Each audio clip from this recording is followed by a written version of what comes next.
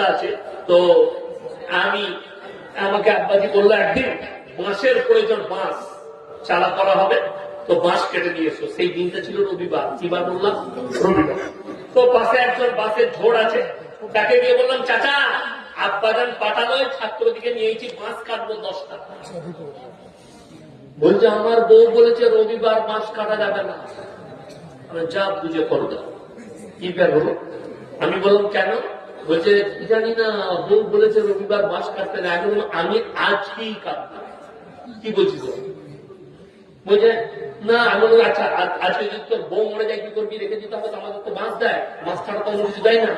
কি করবি? তোর বউকে রেখে দিতে হবে, কালকে দেবো মাটি। বলছে আমি জানি না। আমি বললাম খ্যাপা, তুই জানি না আমাকে কাটতে। আমি বললাম বিসমিল্লাহ কত, চুটিয়ে 10টা কেটে নিয়ে চলে গেছে। দিয়ে তাকে এখনো দেখা হলো, বলি ভাই এখনো কিছু হলো না তো? আমি খ্যাপা বইয়ের গুলো, কি বুঝলে? ওই জন্যই তো শেষ হয়েছে সমাজটা।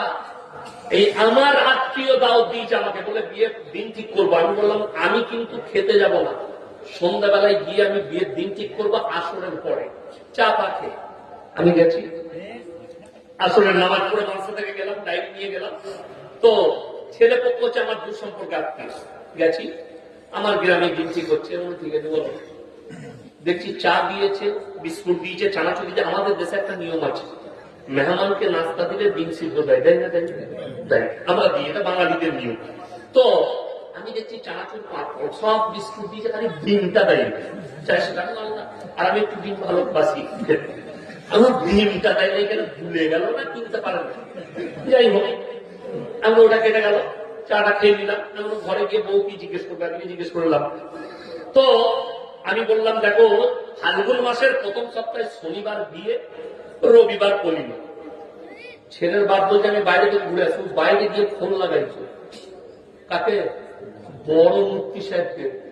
ওর বউ, ওর থেকে তো বড় মুফতি কেউ নাই, মন্দির। ওকে ফোন লাগিয়েছে। ওই দিক থেকে খালা ফতোয়া দিচ্ছে কি জানেন? না, শনিবার গিয়ে দিলে শনি লেগে যাবে। যা বুঝে পারতো শনি। এই ভাষাটা জানেন কাদের? অমুসলিমদের ভাষা, ও ইসলামিক কালচার। আজকে মুসলমানরা ব্যবহার করছে। আমাকে বললেন না ভাই বিয়ে দেওয়া যাবে না ওই দিনে, সোমবার